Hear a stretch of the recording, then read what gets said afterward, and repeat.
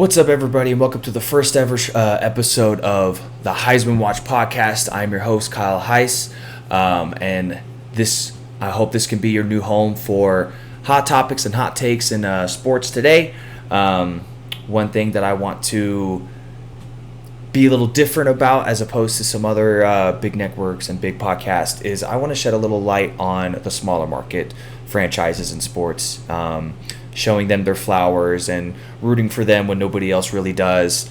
Everybody likes to talk about like the Boston region, the New York region, the LA region a lot, and rightfully so, because big markets, big topics, a lot happens. Even in their down seasons, there's always something that's going on. But I just wanna give my flowers and show a little light to some of those smaller market teams like a Cincinnati, like a Jacksonville, like a Memphis, that don't have a lot of history of success, don't have a lot of history of like big name topics. So I wanna bring news to those franchises, just so everybody stays in the loop and everybody gets their flowers. So without further ado, we're gonna get onto that first ever topic for this show. And like I said, hot topics, hot takes. Later on, I'm going to end with a segment that I'm going to start day one that I think will be a lot of fun, and it can be versatile for any sport. But starting off, the biggest topic in sports right now, or American sports right now, the NBA Finals, so Game 5. Boston went to the Bay, went to Golden State. Couldn't come back with that win, so Golden State's is up in that series 3-2. Crucial win, because they always flash this stat in any series and any year, and the team that wins Game 5, I think it's like 80 some odd percent, like mid 80%, end up going on to win that series. So right now it's definitely looking up for the Golden State Warriors. And I'm gonna praise Andrew Wiggins to start off with. Very, very, very solid outing. The homeboy got 26 points. Outscored Steph by 10.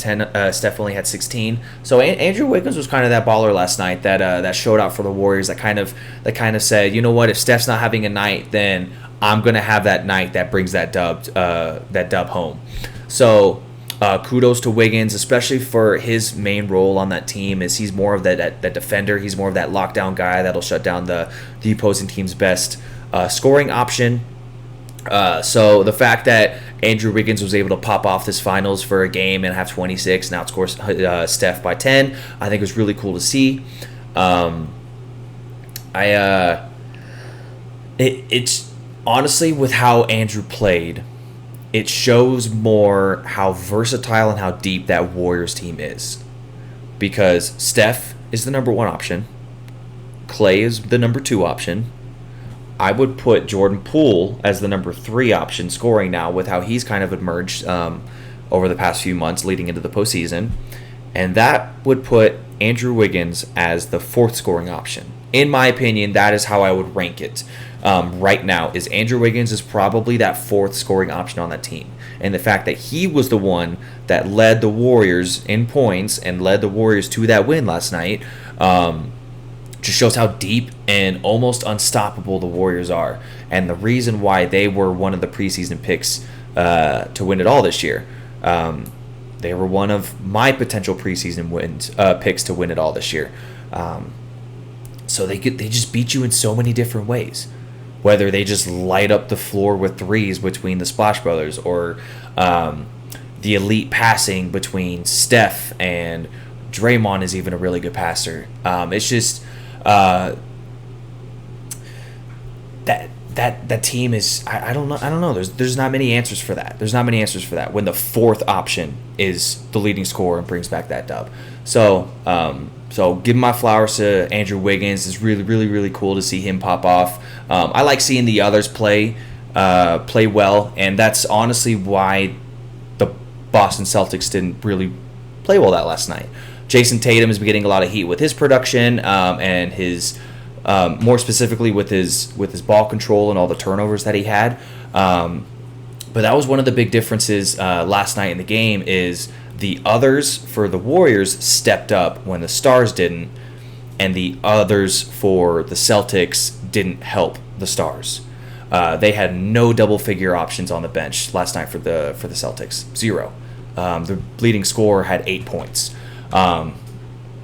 So Tatum can only do so much. Yeah, he's not had the greatest postseason or the greatest finals this season. Jaylen Brown has been more of that elite option. If Boston ends up winning the NBA Finals, my vote would be more for Jaylen Brown because he's been more consistent.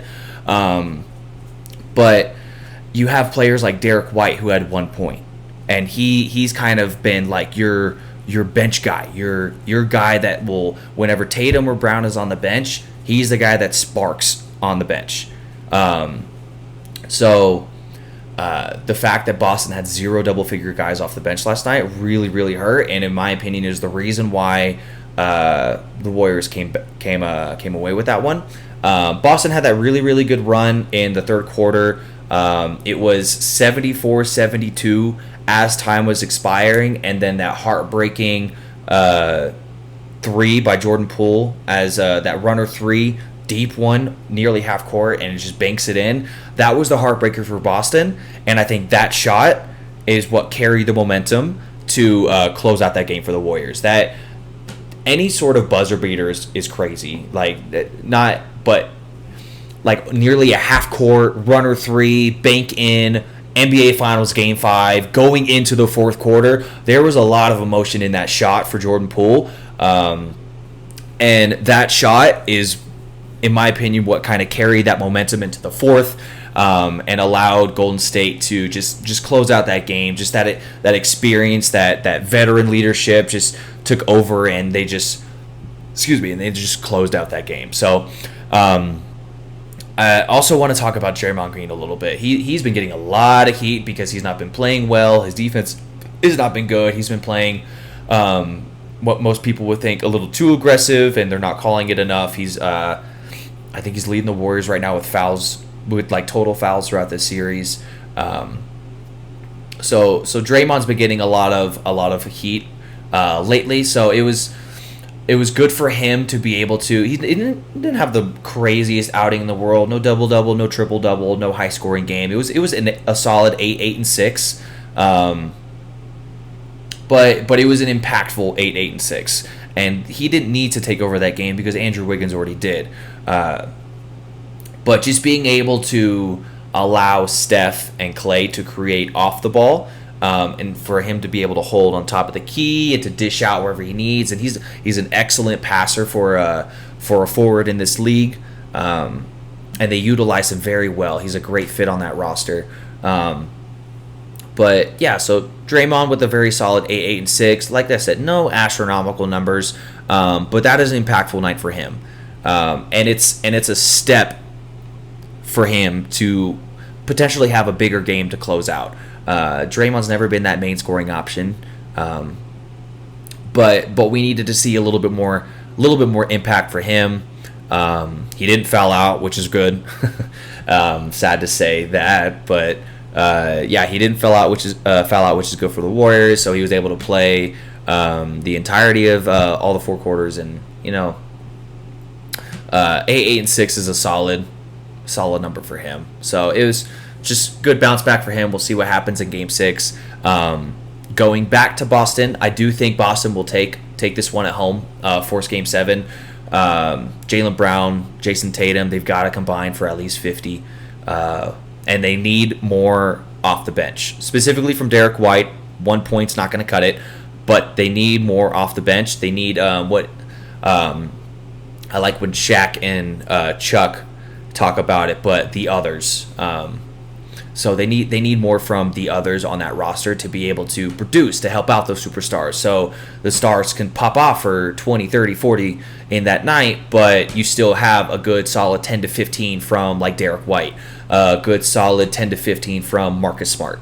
So just a little bit more help from that. But I do think Boston will go home. They'll bounce back. They'll win this game. They'll force Game 7. It's going to go back to the Bay. But in the end, I just think Golden State proved in Game 5 that they're winning this series. No team can compete with the amount of scoring options that they have. They are, I think, the best defense in the NBA. I think they were the number one rated defense. So it's just Golden State in 7 is what I think is going to be the final result.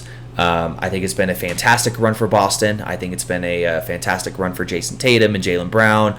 All kudos to those guys. Marcus Smart for getting Defensive Player of the Year. Being one of the first guards in a long time to be able to bring back that trophy. So I just all kudos to Boston, but I just Game 5 showed you how versatile that team is, and I don't think anybody can stop them.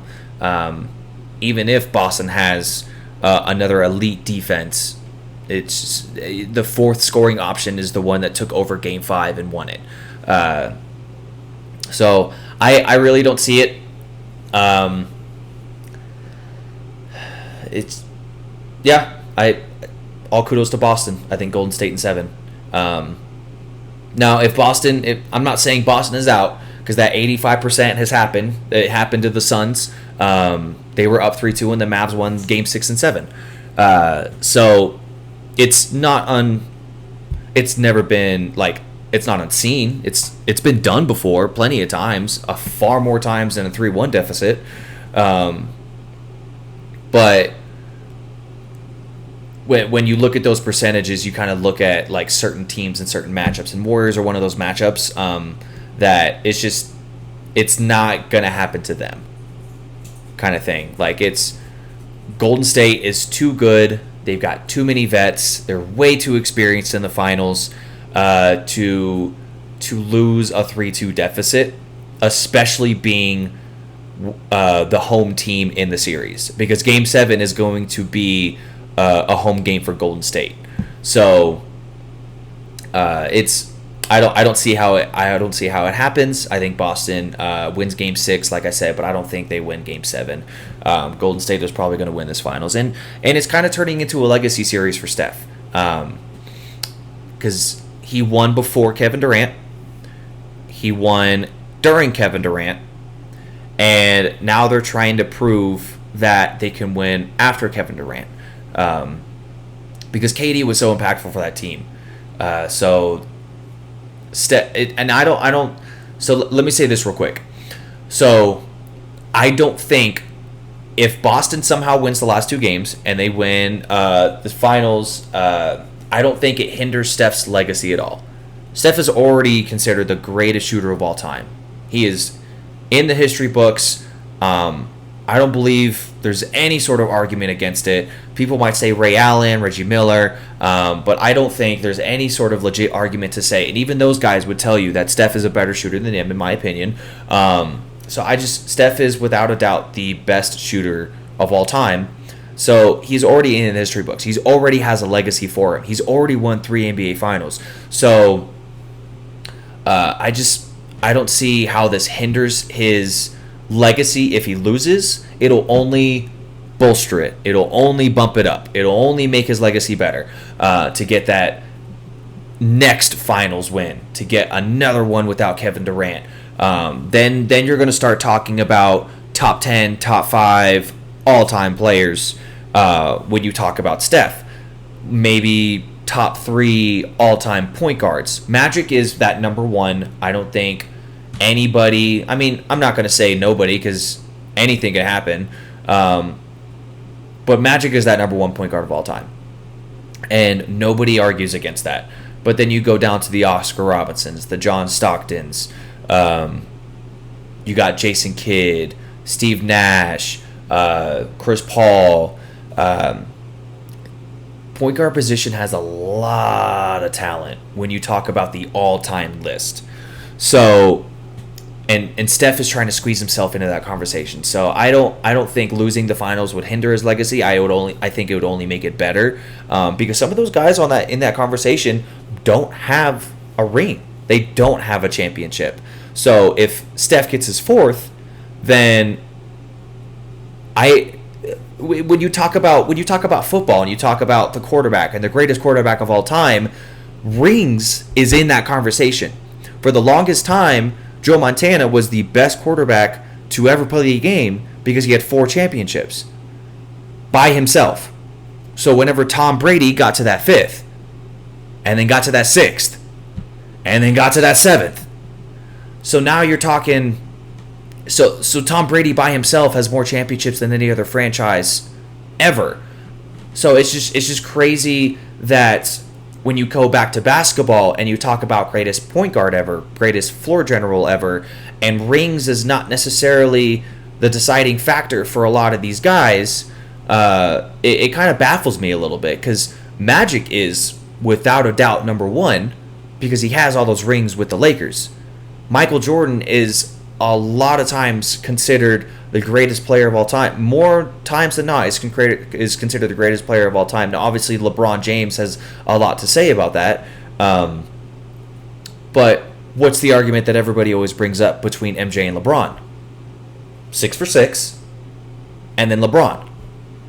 LeBron does not have 6 for 6. So I would bump Steph up in that conversation. I don't know how far I would bump him up. It's not Magic than Steph by any means. I think John Stockton is still one of those elites. I think he benefited very much on the pick and roll with Malone, but Steph is definitely, if he wins this finals, in my opinion, one of the top 5 best point guards of all time. With being the greatest shooter of all time, with having as many rings as he does, and with winning percentage and all this great stuff, Steph has to be in that top 5 conversation. So this is a little bit of a legacy series, but it's only like a positive legacy series in my opinion. Like I said, if he loses it, I don't think anything is hindered because he still has rings in his past. He's still considered the greatest shooter of all time. But if he wins, it just adds another medal. And if he gets that finals MVP, which I think if the Warriors win the finals, you give the MVP to Steph. He had a 16-point Game 5. He came off a 43-point Game 4 to tie the series up. So, in part, Steph is the reason why they're even leading the series, because they're not leading the series if they don't win Game 4 and tie it up at least. So, coming off a 43-pointer, I think Steph wins the MVP of the final series if they win it. And if Boston wins it, I think it goes to Jaylen Brown, not Tatum. But yeah, if Steph wins this series, his legacy only gets better. It doesn't get any worse. It gets better. He's already on that caliber where there's not much you could do to make it worse, or nothing really can make it worse. It can only get better. Like, he's just that good of a player. Kevin Durant gets a lot of heat because he's only won with Steph.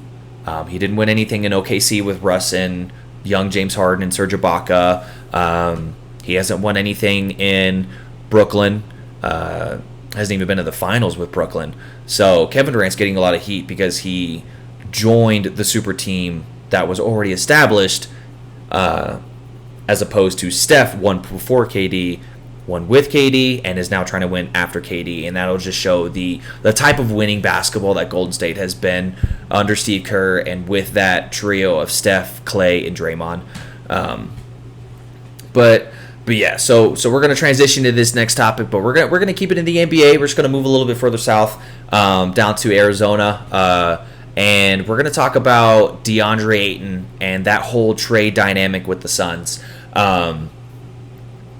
He, former number 1 overall pick. He was in the Luka Doncic, Trae Young draft. I think he was deserving of that number 1 overall pick. I was very excited when the Suns got him. I thought it was a very great fit. The Suns had needed a big. They had not really had like a dominant big since Amari Stoudemire. So it was exciting to see.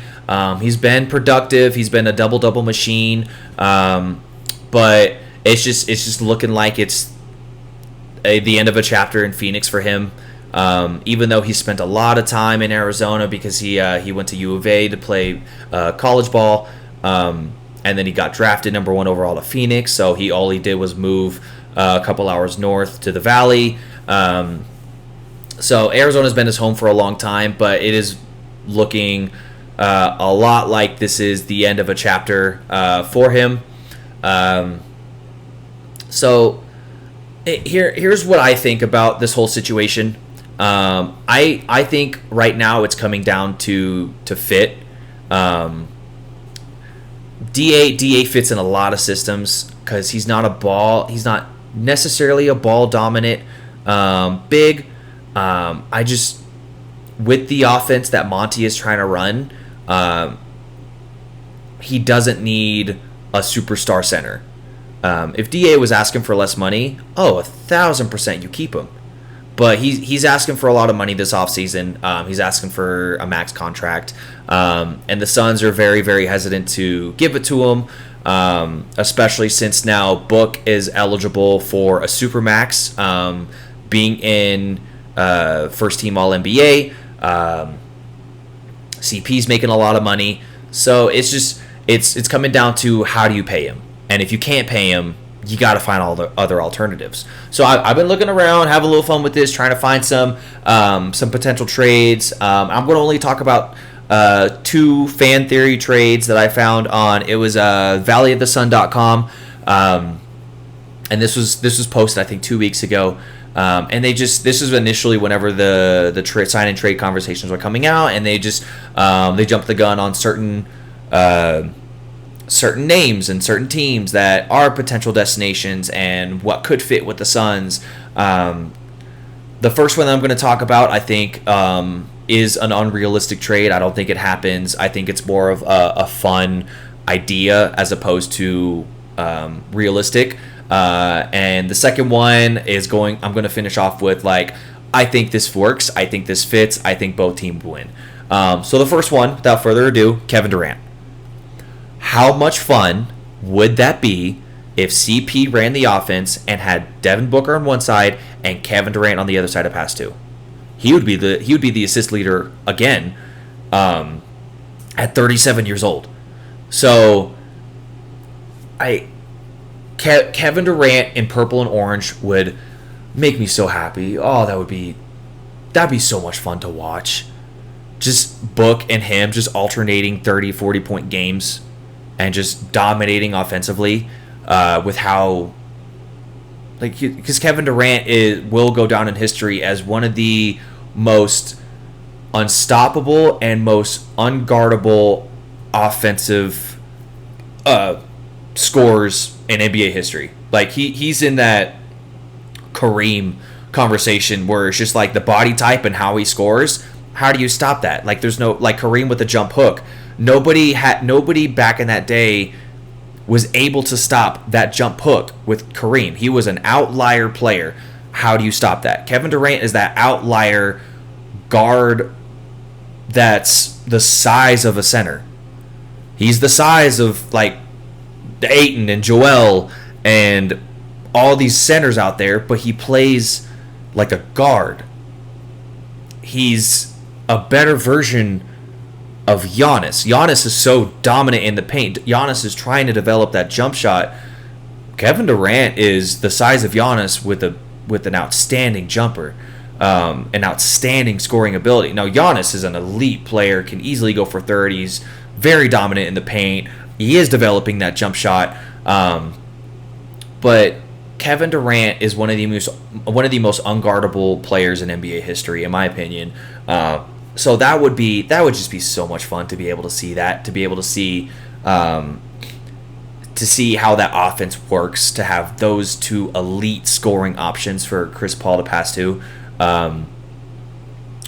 But like I said, I don't think it's realistic. I think the Suns would have to give up way too much for that, because of the kind of caliber player that KD is. The trade theory that I saw on that website, it was Ayton, Saric, Landry Shamet, and Cam Johnson, and a couple picks for Kevin Durant.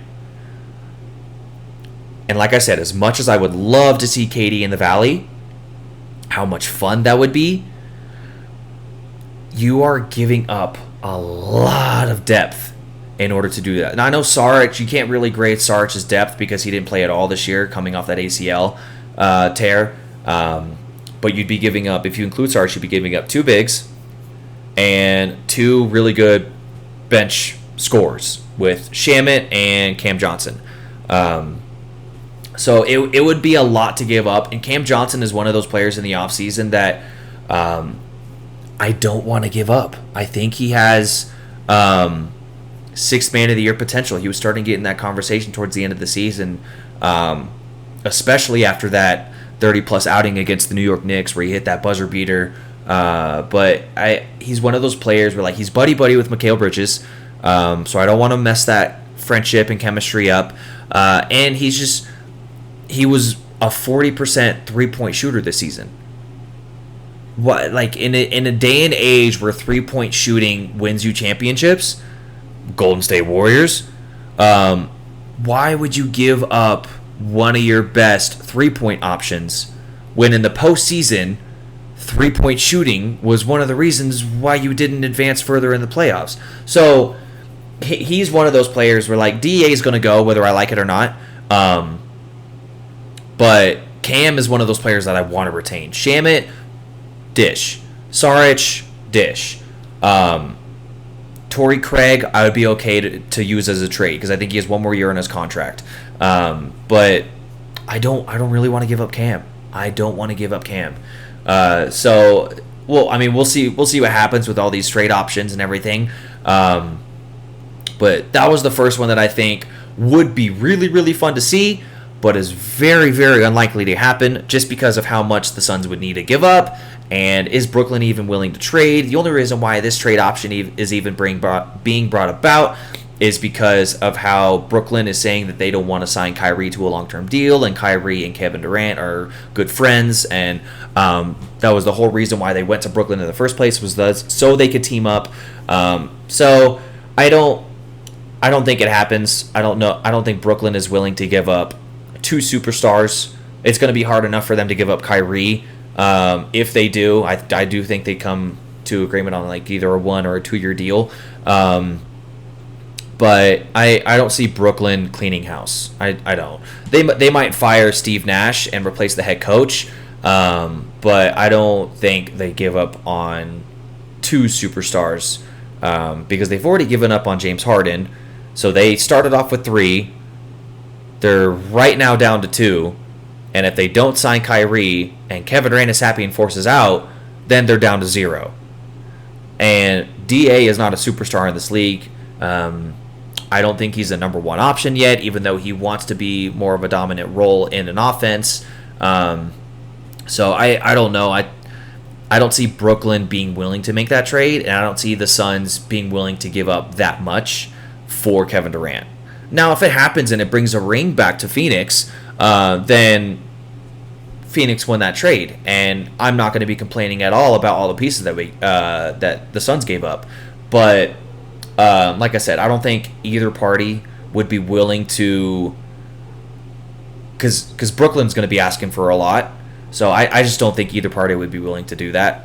But we'll see. And the second trade option that I saw, far more realistic. I would be pleased with making it happen, and that would be it was DA to Orlando for Wendell Carter Jr. and Cole Anthony. Wendell Carter is coming off a 15-10 season, so numbers that are not that much lower than AD. So it wouldn't be that much of a step down in center, and he's also a young player, kind of establishing himself. He's so I would be okay with that trade, and I think his game gets elevated by Chris Paul in that pick and roll offense. And then the other one would be Cole Anthony, which I think he came off of 16-4 this season. So another option another young guard option to be able to learn under the point guard, to be able to learn how to facilitate an offense. And Cole Anthony has some promise. So that one is far more realistic, far more likely, and I would be happy if that trade happened because you're not giving up too much. That's the thing right here with DA is I don't want to give up too much because we are still in win now mode. CP doesn't have that much time left, as you saw in how he kind of deteriorated in the Mavs series when he turned 37. So CP doesn't have that much time left, Book is probably going to get signed for a supermax this offseason after the sign and trade with DA happens wherever he goes. So you got it's win now mentality. You had that final series loss 2 seasons ago against the Bucks. This year was kind of it was considered a disappointing season for the Suns. Historically, it's a great season because the Suns don't have that much success, but coming off the finals loss and all the hype and all the potential that the Suns showed, it turned into more of a disappointing season for Phoenix. So you're 1,000% in win now mode. You got to bring. We're competing for finals. The Suns are competing for finals, and that's the mentality that they need to have. That's the mentality that Monty Williams and James Jones have right now. So whatever move that the Suns make has to be a win now move. It can't be clean house. So that's why I think that Kevin Durant is kind of in that conversation, because that is definitely a win now move if you kind of clear the bench for an elite scorer like him. Maybe it works out, but you're giving up on a lot of future if you go for KD. But then, I mean, you got teams like in the NFL, you got the LA Rams who are just signing max deals to everybody, and all these elite players. They got Aaron Donald, Jalen Ramsey, Matt Stafford. They just signed Cooper Kupp to that deal. So it win now move would be a Kevin Durant move, but the Orlando Magic move would not make the team any worse than it is. And you're not giving up as much. So, I mean, we'll see what happens. I would definitely root for a Kevin Durant trade at the right price, for the right deal. Just because just see him and Devin Booker on the floor together would be so much fun as a basketball fan to see with that kind of offense.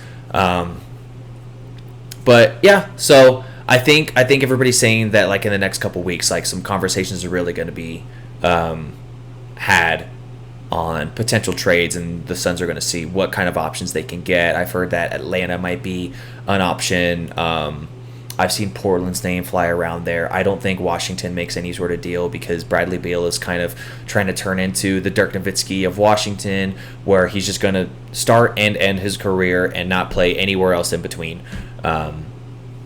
So I think it's going to be fun. So here in the next couple of weeks, maybe there's going to be an update, and we're gonna have a real good conversation on what the Suns roster is going to be looking like in this next upcoming season, and the kind of fit that DA is going to have in a different jersey in a different season.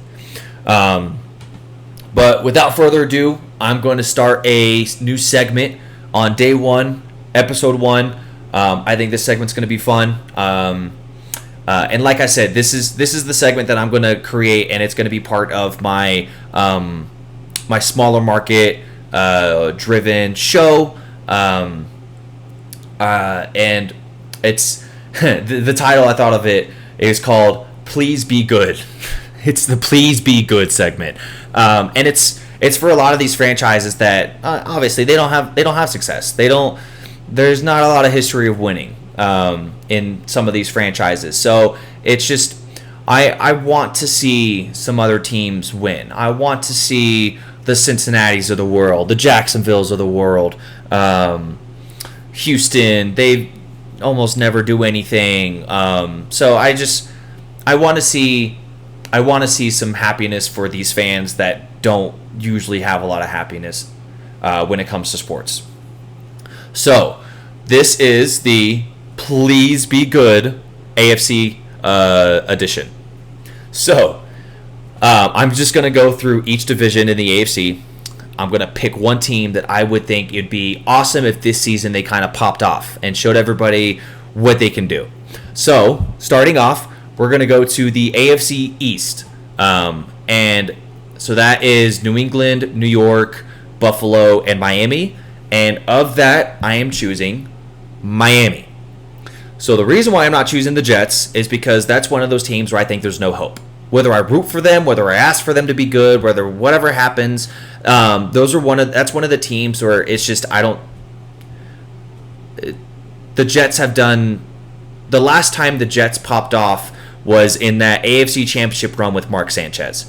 I chose the Miami Dolphins. because they have shown some promise in the offseason with how they've acquired like Tyreek Hill and signed him to that max deal. I think they've done a really good job at kind of surrounding Tua with some weapons in that offense. So I think it would be fun if Miami kind of went on, maybe pulled a Cincinnati and kind of went on some sort of playoff run, and bring some joy back to the Finns. Because I mean, what have they really done since Dan Marino? So Miami Dolphins is my pick in the AFC East. That is my please be good team this season. But yeah, so I'm kind of rooting for Tua this year.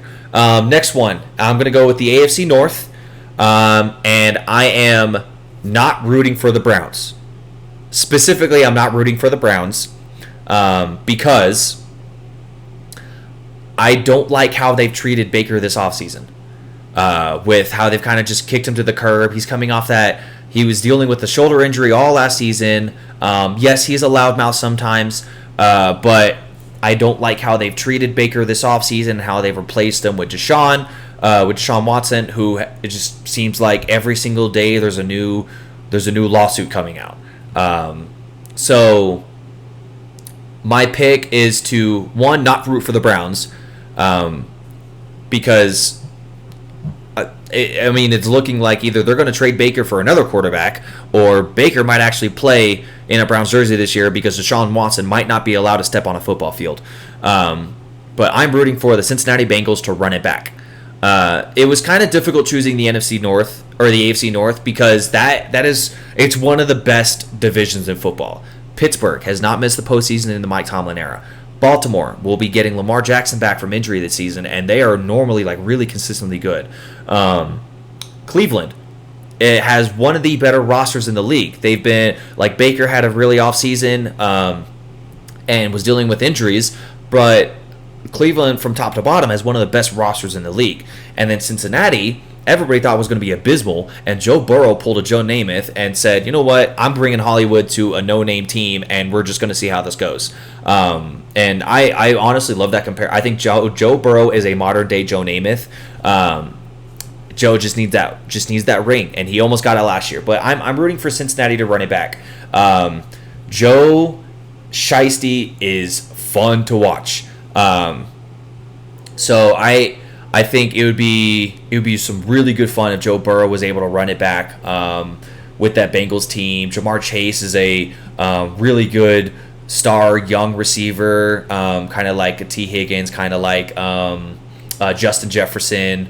So it's fun to see. It's fun to see that kind of like just excitement, success, and it's not like slow football. Like, they're launching the ball down the field. Joe has no problem throwing 20+ yards down the field, and it's fun football to watch. It's a highlight reel, and so I would love to see Cincinnati run it back. That is a franchise that has no rings, very little success. The last time Cincinnati was relevant and was barely relevant was in the Carson Palmer era, where they would make the playoffs all the time, but they would never win a game.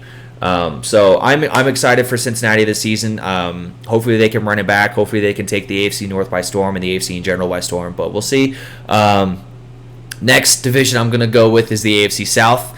And I had two options in this one as well, kind of like the East, where they had New York and Miami. So this one has Houston and Jacksonville, and Houston is one of those where they're just so deep in rebuild mode that there's always that one team every year where they have 0-17 potential, and I think Houston has 0-17 potential. I think they are going to be one of the early locks for the number 1 overall pick next season. So I'm going with Jacksonville. Jacksonville is my please be good pick for this division. I think I want to see Trevor Lawrence take a next step in year 2. I want to see Travis Etienne get the ball a little bit more. That defense needs to be a little bit more dominant. Like, there's a lot of things for Jacksonville because they're one of those franchises that are consistently like a top 10 team in the top 10 pick in the draft. But it would be fun to see Trevor Lawrence rejuvenate that franchise, kind of like what Joe Burrow is doing with Cincinnati, and how Trevor Lawrence is dominated in Clemson. I would like to see Trevor take that next step in year 2, become that star quarterback for Jacksonville, and just take that franchise somewhere. I don't think they make the playoffs this year, but I think they could hover around the 500 mark. I really do. They've got some talent. They've got some pieces. They got a new coach after all the Urban Meyer controversy last season. So we'll see. We'll see what happens. But I mean, I'm rooting for that. Is my please be good of the AFC South. Is I want Trevor Lawrence to pop off, and I want Jacksonville to be good.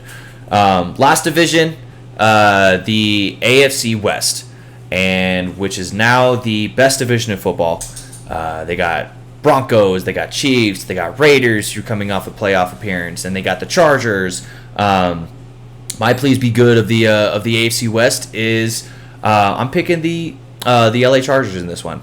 The best jerseys in the West, in the AFC West. Love the powder blues, love the gold, love the lightning bolt. But I would like to see Herbert finally take the Chargers to the postseason, because he came really close last year. The Raiders squeaked by, but Herbert needs to take that next step in the postseason, get that appearance, and I don't know. I mean, the Broncos I think are going to pop off. They've kind of been like iffy since Peyton Manning. They finally got Russell Wilson, so we'll see. But I'm rooting for the Chargers this year in the AFC West, and so that's my please be good. I'm picking the Dolphins. I'm picking the Chargers. I'm picking the Jaguars, and I'm picking the Bengals to run it back. And I'm going to close out with a hot take of the 2022 season. This is my hot take of the year. I'm not doing a Super Bowl prediction. I'm not going by. I'm saying this team is winning this. This team is winning this. This is my hot take of the year. The AFC West is going to make history, and they are going to go down as the only division in football history to have all 4 teams make the playoffs, made possible by the third wild card that was established a few years back. I think that division is so good that every team is going to make the playoffs. I'd be willing to put money on it. How do you stop the Chiefs? Even in an offseason, that's what was considered last season, the Chiefs ended up making it all the way to the AFC Championship game. Broncos, everybody was saying for the past few seasons they're just a quarterback away. Well, they have it now in Russell Wilson. The Raiders are coming off a playoff appearance. They got a new head coach in Josh McDaniels. They added Devontae Adams, a very elite receiver. He's considered a top 3 receiver in this league. And Derek Carr has a fantastic weapon now. So the Raiders only got better this offseason, and they were a playoff team last year. And then you got the Chargers, who keep getting better every offseason. All their weapons they have, Keenan Allen, Mike Williams. They got that tackle Rashawn Slater from Northwestern last year, who was very, very, very good left tackle. So it's just Herbert needs to take that next step in his career to be able to carry that team into the postseason. They have all the weapons, they have all the pieces. They just need to go. And I think that every team, that's my hot take, is that every team in the AFC West is going to make the postseason. And I'm going to close out my hot take. I appreciate everybody that tunes into this podcast, and I'll see you next time on the next episode.